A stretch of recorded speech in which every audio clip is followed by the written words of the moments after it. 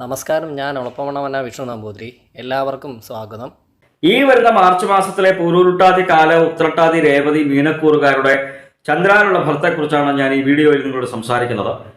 ജ്യോതിഷത്തെ ബഹുമാനിക്കുന്നവർക്കും വിശ്വസിക്കുന്നവർക്കും വേണ്ടി മാത്രമായാണ് ഞാൻ ഈ വീഡിയോ ചെയ്യുന്നത് എന്നതിനാൽ ജ്യോതിഷത്തിൽ വിശ്വാസമില്ലാത്തവർ ദയവ് ചെയ്ത് ഈ വീഡിയോ കാണരുത് എന്നാണ് എൻ്റെ വിനീതമായിട്ടുള്ള അപേക്ഷ. ഗ്രഹങ്ങളുടെ സ്ഥിതിക്കനുസരിച്ച് നല്ല ഫലങ്ങളെ സൂചിപ്പിക്കും, മോശഫലങ്ങളെയും സൂചിപ്പിക്കാനിട വരും.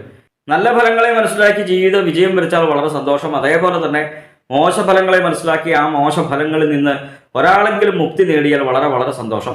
എന്തായാലും ഈ വരുന്ന മാർച്ച് മാസത്തിൽ മീനക്കൂറുകാർക്ക് 15-ാം തീയതി വരെ സൂര്യൻ നിൽക്കുന്നത് 12-ലാണ്. 15-ാം തീയതിക്ക് ശേഷം ജന്മത്തിലേക്ക് വരും. 12-ൽ നിൽക്കുമ്പോഴും ജന്മത്തിൽ നിൽക്കുമ്പോഴും സൂര്യനെ കൊണ്ട് അത്ര നല്ല ഫലത്തെ അല്ല സൂചിപ്പിക്കുന്നത്. ഫലങ്ങൾക്ക് വ്യത്യാസം ഉണ്ടെന്നേ ഉള്ളൂ.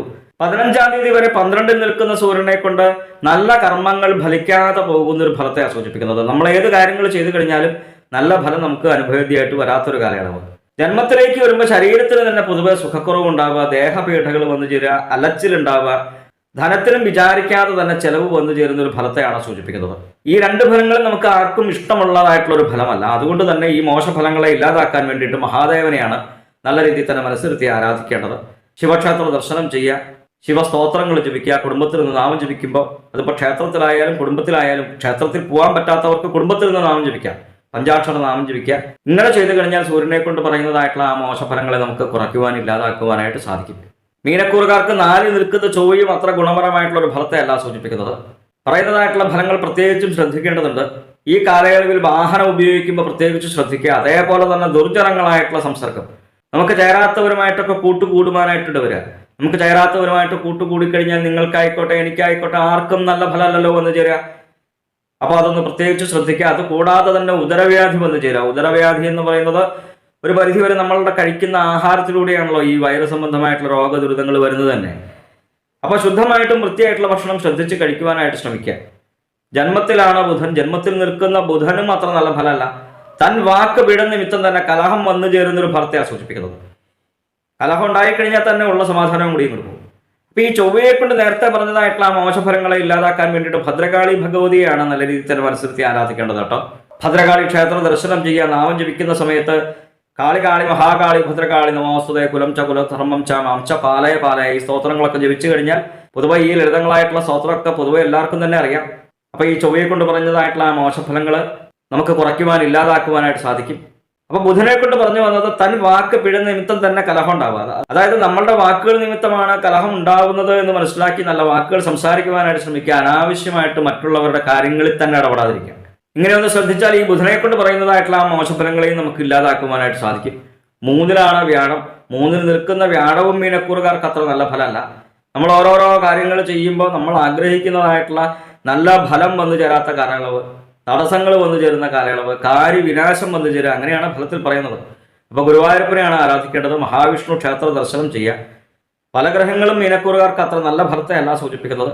അപ്പോൾ അതുകൊണ്ട് തന്നെ നല്ല രീതിയിൽ തന്നെ ഈശ്വരാരാധന വേണ്ട കാലയളവാണ്.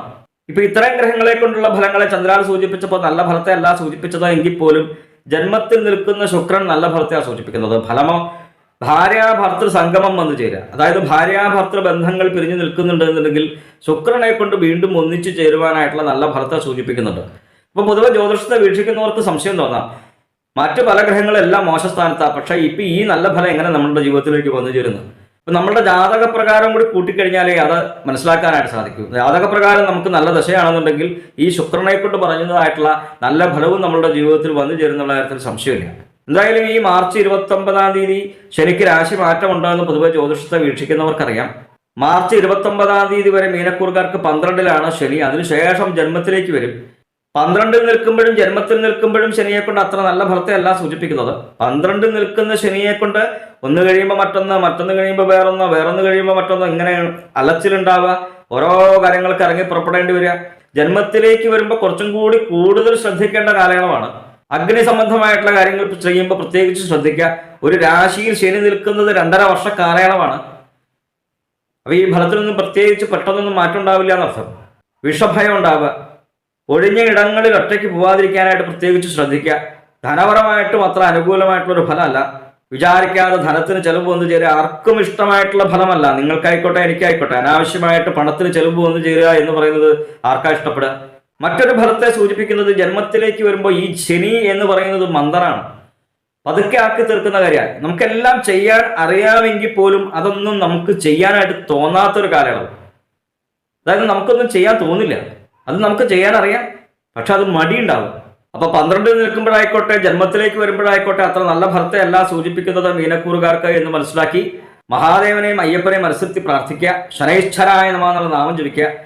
ഇപ്പൊ ജന്മത്തിലേക്ക് വന്നൂലോ എന്ന് വിചാരിച്ച് കൂടുതൽ വിഷമിക്കല്ല വേണ്ടത്. നമുക്കൊരു രോഗ ദുരിതം വന്നു കഴിഞ്ഞാൽ നമ്മൾ ഡോക്ടറെ കണ്ട് മരുന്ന് വാങ്ങിക്കഴിക്കുമ്പോൾ ആ രോഗം ഇല്ലാതാകുന്നത് പോലെ തന്നെയാണ് ഇതും. മഹാദേവനെയും അയ്യപ്പനെയും നല്ല രീതിയിൽ തന്നെ മനസ്സിരുത്തി ആരാധിച്ചാൽ ഈ ശനിയെ കൊണ്ട് പറയുന്നതായിട്ടുള്ള ഒരു മോശഫലങ്ങളും നമ്മളിലേക്ക് വന്നു ചേരില്ല. ശനൈശ്വരായ നമഃ എന്നുള്ള നാമം ജപിക്കുക, പഞ്ചാക്ഷര നാമം ജപിക്കുക, ശിവക്ഷേത്ര ദർശനം ചെയ്യുക, അയ്യപ്പൻ്റെ അമ്പലത്തിൽ പോവുക. വിദേശത്ത് താമസിക്കുന്നവർക്ക് എവിടെയായിക്കോട്ടെ അവർക്ക് ആ നമ്മളുടെ കുടുംബത്തിലിരുന്ന് നാമം ജപിക്കാം അല്ലേ.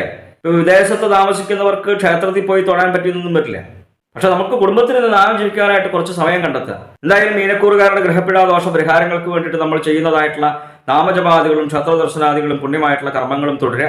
നമ്മൾ അറിയാതെ തന്നെ നമ്മളിലേക്ക് വന്നു ചേരുന്നതായിട്ടുള്ള ആ ദുഃഖങ്ങളെയും ദുരിതങ്ങളെയും നമ്മളുടെ നാമജപത്തിലൂടെ ഈശ്വര സേവയിലൂടെ പുണ്യമായിട്ടുള്ള കർമ്മങ്ങളിലൂടെ നമുക്ക് തന്നെ മറികടക്കുവാൻ ഇല്ലാതാക്കുവാനായിട്ട് സാധിക്കുമെന്ന് മനസ്സിലാക്കുക. ജ്യോതിഷ സംബന്ധമായ സംശയ നിവാരണങ്ങൾക്കായി നിങ്ങൾക്ക് എന്നെ 628 220 18 72 എന്ന നമ്പറിൽ വിളിക്കാം. 9497095577 എന്ന നമ്പറിൽ വാട്സപ്പ് ഉണ്ട്. വാട്സപ്പിൽ നിങ്ങൾക്ക് നിങ്ങളുടെ ജനിച്ച സമയവും സ്ഥലവും ഡേറ്റ് ഓഫ് ബർത്തും ഒക്കെ അയച്ചു തരികയാണ് എങ്കിൽ ഗ്രഹസ്ഥിതി ഉണ്ടാക്കി ഇപ്പോഴത്തെ മഹാദശയും ദശാപഹാരവും നമുക്ക് മനസ്സിലാക്കുവാനായിട്ട് സാധിക്കും. നേരിട്ട് കാണുവാനാണെന്നുണ്ടെങ്കിൽ ചോറ്റാനിക്കര ഭഗവതിയുടെ പടിഞ്ഞാറെ നടയിൽ ബൈപ്പാസിന് സമീപമുള്ള ജ്യോതിഷാലയത്തിൽ വരാവുന്നതാണ്. 628 220 18 72 എന്ന നമ്പറിൽ മാത്രം വിളിക്കുവാനായിട്ട് ശ്രമിക്കുക.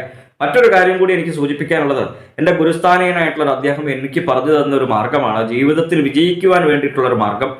ജീവിതത്തിൽ വിജയിക്കുവാൻ വേണ്ടിയിട്ടാണ് നമ്മളെല്ലാവരും ശ്രമിക്കുന്നത്, ആഗ്രഹിക്കുന്നത്. അപ്പൊ നമുക്ക് എല്ലാവർക്കും ഓരോ കാര്യങ്ങൾ നാളെ ചെയ്യുവാനായിട്ടുണ്ടാവും അല്ലെ, ഓരോ കാര്യങ്ങളുണ്ടാവും.